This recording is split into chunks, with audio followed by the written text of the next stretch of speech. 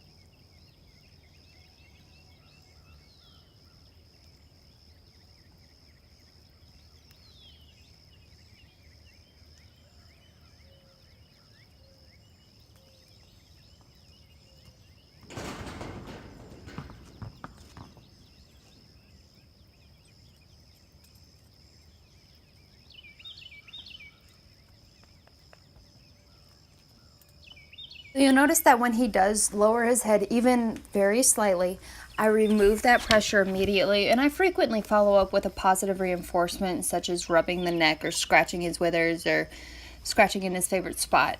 Rarely do I use treats. I do find them practical in some areas, very minimal areas, but I do not make them a part of my sessions.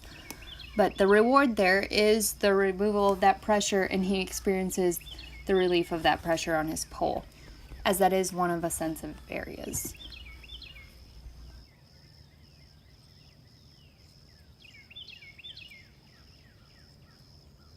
Also, while I am just now teaching this, I only use the bridle. I take off the reins, and that gives me one less thing to handle and worry about while I'm trying to teach this and while he's gathering the concept.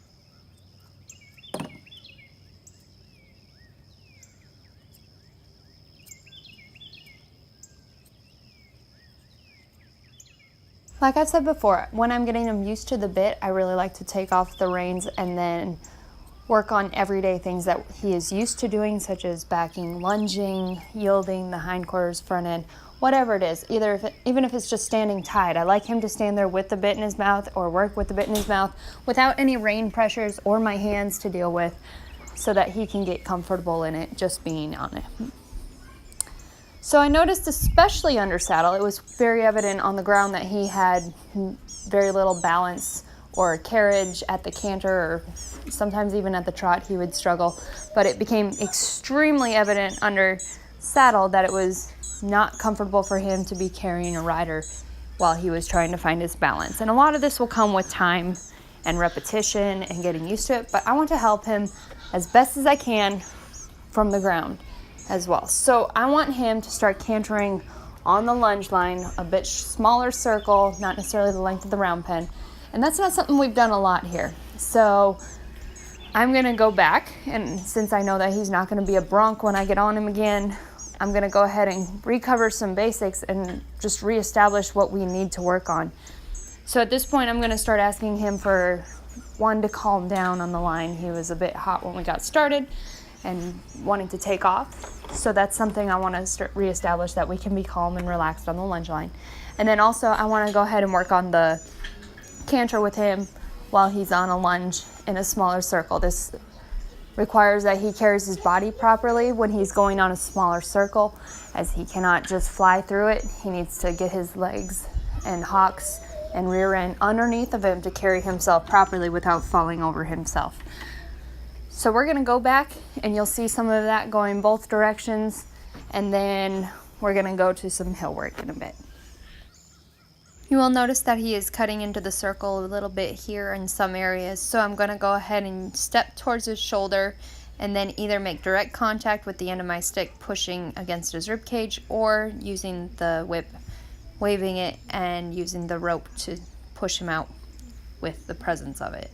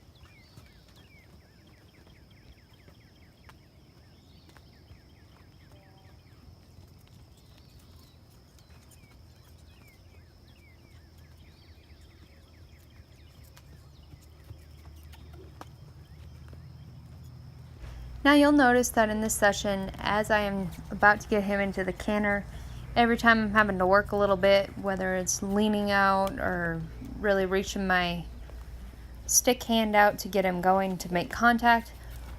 In effort to fix this, I think it would be best to have a lunge whip or something, an extension, rather than continuing to nag him with spanking the grounds or desensitizing him to that really. You want him to be sensitive to the whip or crop whenever you're asking him to go, but you want him to respect it as well. So at this point, just spanking the ground can begin to nag. To get more efficient results, you might want something that can tap him right away. I do not own a lunge whip, so I am using what I got at this time and upping my aggression towards his hips to try and get the motor running, if you could put it that way. And I am using what I've got at this point. But eventually I'd like to get a lunge whip so that I can make contact from a further distance to let him know and take it seriously.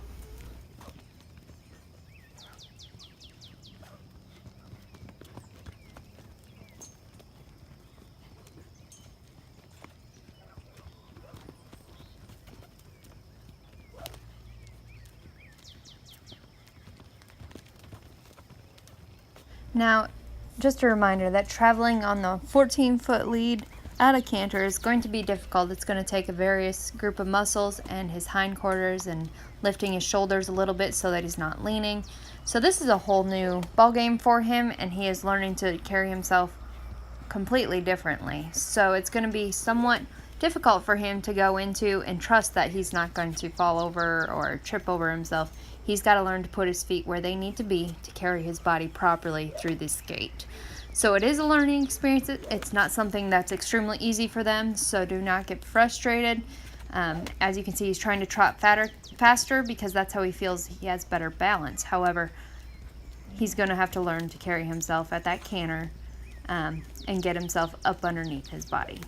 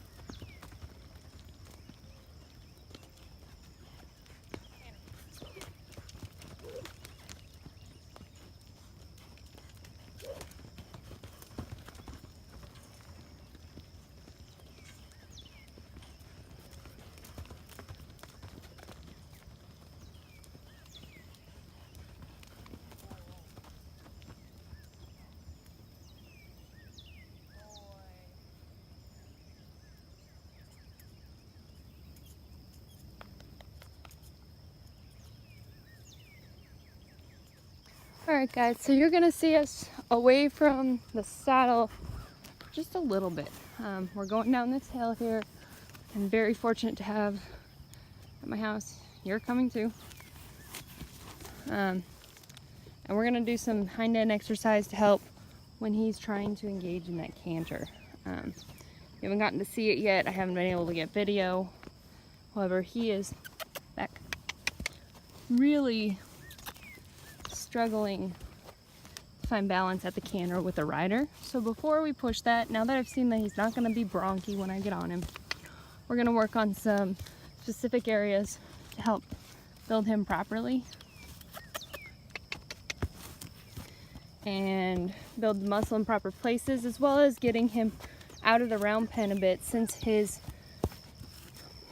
owner will not have a round pen. Good boy.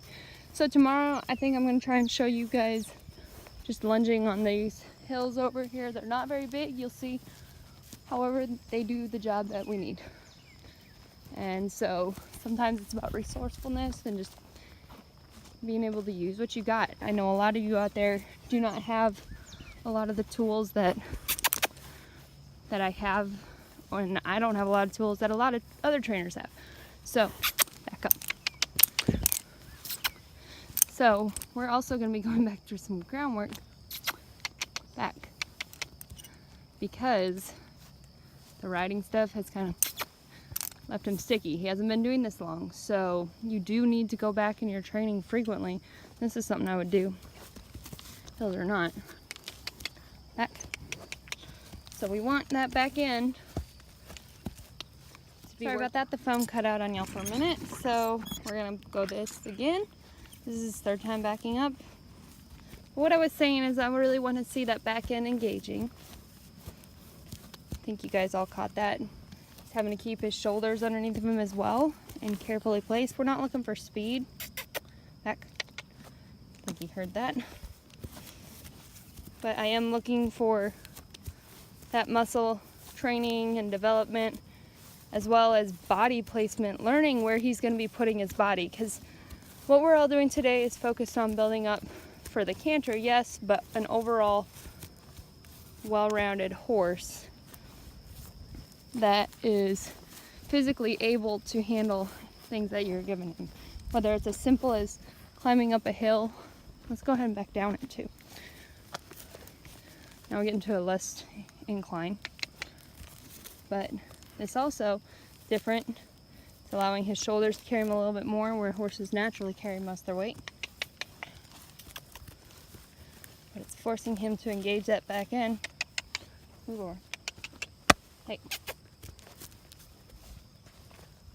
Back.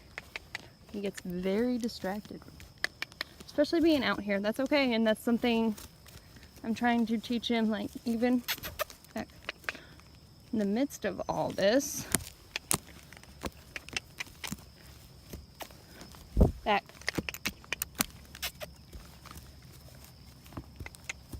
Sorry guys, that's the rope.